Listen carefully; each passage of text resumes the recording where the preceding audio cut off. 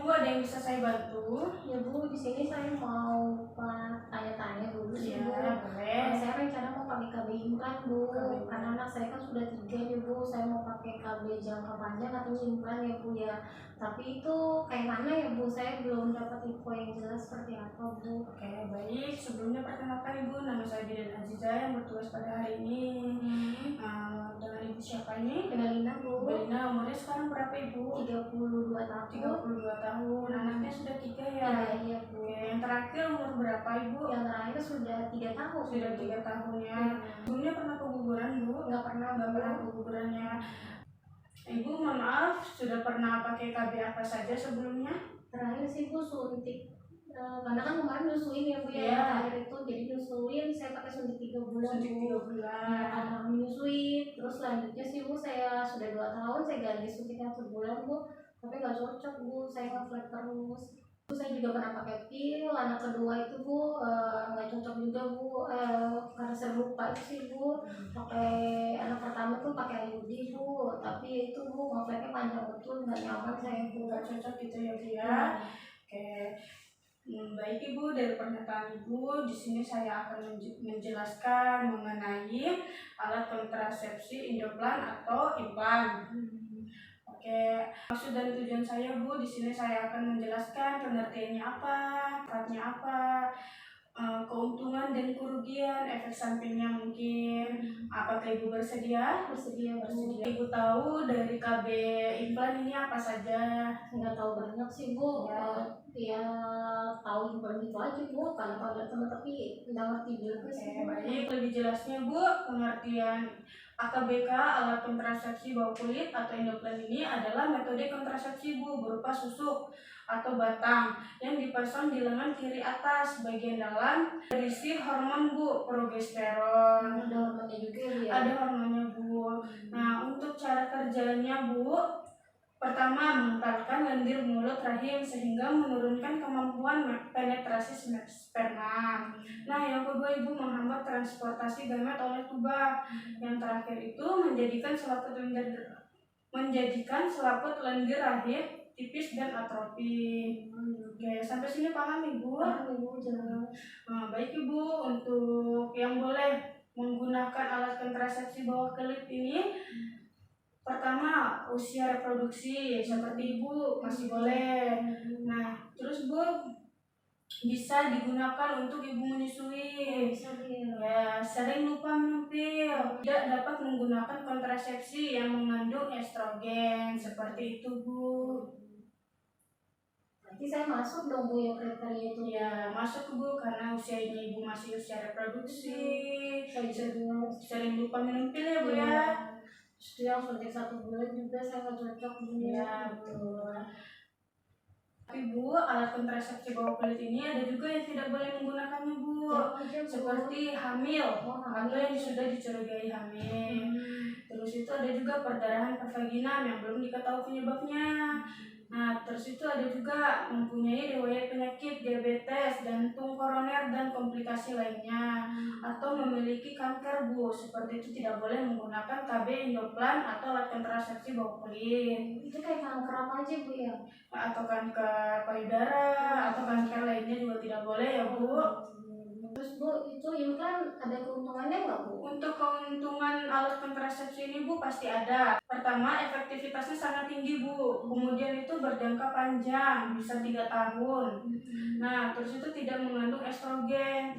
Nah, jika Ibu masih menyusui, tidak akan mengganggu produksi ASI. Seperti itu. Itu keuntungannya ya Bu ya, tapi KB ini juga ada memiliki keterbatasan Bu. Pertama, klien atau Ibu bergantung pada tempat sarana kesehatan, atau misalnya dari jarak rumah Ibu ke fasilitas tersebut sangat jauh. Terus itu Bu tidak dapat mencegah penyakit menular seksual, terjadi gangguan pola haid. Terus kalau misalnya Ibu berhenti, kesuburan Ibu bisa terlambat. Seperti itu Bu keterbatasannya. Ya. Tapi Bu, tenang saja Bu, untuk efektivitasnya sangat tinggi Bu. Dengan angka kegagalan 0,3 kehamilan per 100 perempuan per tahun. Tinggi kan Bu? Tinggi Bu, efektivitasnya Bu ya? Ya. Ada efek sampingnya nggak Bu? Efek sampingnya pasti ada Ibu. Pertama Ibu, terjadi gangguan pola menstruasi. Terus itu perubahan berat badan, bisa naik, bisa turun secara drastis ya Bu ya. Terus terjadi perubahan libido. Yang terakhir itu Bu, timbul jerawat. Seperti itu Bu efek sampingnya. Terus Bu, itu jadi saya bisa mulai, sebenarnya saya mau pakai Bu, kapan yang mau mulainya Bu? Oke Ibu, untuk waktu yang tepat bisa menggunakan KB ini Bu adalah setiap saat selama siklus haid atau asal Ibu tidak hamil. Terus itu pada hari pertama sampai hari ke-7 haid. Itu yang boleh Bu ya. Nah, untuk lokasi atau pemasangan KB Indoplan ini Bu, di sini ya Bu ya, di lengan kiri bagian atas, di dalam. Nah, bagi ibu yang tidak mengalami kelainan atau kidal, ibu kidal nggak? Nggak kidal ya, berarti sebelah kiri. Nah, tapi sebelum dipasang sini Bu, tenang saja, tidak sakit Bu, karena kita dibius dulu. Seperti itu ya. Terus Bu, kalau kayak gitu ada dikontrol nggak Bu? Atau diperiksa lagi gitu Bu? Pasti ada Ibu, seminggu lagi atau setelah pemasangan sewaktu-waktu bila ibu mengalami keluhan dengan metode yang ibu gunakan tersebut. Misalnya nih Bu, belum seminggu habis pasang ibu udah keluhan, datang aja ke sini nggak apa-apa. Nanti kita periksa kenapa gitu. Sampai sini paham Bu? Paham Bu. Paham ya? Ada yang mau ditanya atau mau diulangkan? Udah Bu, cukup jelas. Nah, karena ibu sudah jelas, sudah mengerti, tidak ada pertanyaan juga ya Bu. Saya review ulang ya Bu ya. Yang ibu tangkap dari konseling saya tadi apa saja Ibu, bisa diulang? Ya, bisa Bu. Ibu tadi Ibu menjelaskan tentang alat kontrasepsi implan ya Bu ya. Alat kontrasepsi bawah kulit ya Bu. Tadi apa pengertiannya? Jadi itu Bu merupakan alat kontrasepsi yang berupa susuk atau batang yang dipasang di lengan ya Bu ya, lengan kiri atau kanan yang ada dominan bagian dalamnya ya Bu ya. Terus itu isinya juga ada hormon progesteron ya Bu. Kemudian itu cara kerjanya yaitu dia untuk mengentalkan dalam mulut rahim sehingga menurunkan kemampuan untuk penetrasi sperma. Terus itu bisa menghambat transportasi gamet. Terus itu bisa menjadikan selaput benih rahim menjadi tipis. Kemudian juga Bu ada indikasinya tuh untuk ibu-ibu usia produksi. Terus itu ibu yang menyusui, ibu yang sering minum pil sering lupa, terus itu ibu yang dapat menggunakan kontrasepsi yang mengandung estrogen. Kemudian itu Bu tidak boleh pakai implan itu Bu, ibu yang hamil atau enggak yang masih dicurigai.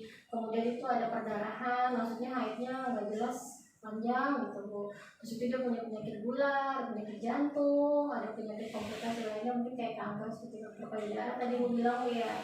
Tidak boleh Bu. Nggak boleh. Terus itu Bu juga ada keuntungannya, masalah keuntungannya itu Bu karena efektivitasnya tinggi, terus itu dia merupakan jangka panjang, terus dia tidak mengandung estrogen, terus itu tidak mengganggu untuk ibu menyusui, terus itu juga untuk menurunkan tingkat anemia ya Bu ya. Terus itu juga ada keterbatasan itu karena kita tergantung pada tenaga kesehatan ya Bu ya. Terus itu tidak mencegah PMS, bisa ganggu pola haid kalau nggak salah. Terus itu kesuburannya juga lambat untuk kembali subur ya Bu ya. Efektivitasnya sangat tinggi kata Ibu tadi. Jadi itu efektivitasnya sangat tinggi Bu. Yang mana tingkat kegagalannya itu Bu 0,3 kehamilan per 100 perempuan per tahun. Terus itu juga ada efek samping ya Bu ya. Efek sampingnya itu Bu gangguan menstruasi, gangguan pada berat badannya bisa naik juga, bisa turun, gangguan libido, bisa juga jerawat. Terus itu Bu waktu yang pemasangannya itu pada selama siklus haid ya Bu ya, hari pertama sampai hari ke-7. Terus itu ibunya tidak hamil. Betul Ibu. Kemudian lokasinya itu Bu di lengan atas ya Bu ya, bagian kiri atas bagian dalam ya Bu. Lengan kiri atas bagian dalam ya Bu ya. Oke, terus itu bila setelah pasang itu ada kontrol ulangnya Bu ya, seminggu setelah pasang atau enggak sebelum seminggu, bila ada keluhan langsung kontrol ke tenaga kesehatan. Terus Ibu yang saya tangkap tadi Bu. Oke, baik Ibu, terima kasih atas review ulangnya. Sangat detail sekali, berarti dari penjelasan saya Ibu bisa memahaminya ya Bu ya.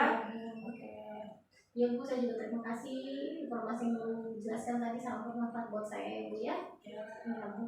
Saya pamit pulang ya Bu. Yes. Hati-hati ya Bu. Iya, assalamualaikum. Waalaikumsalam.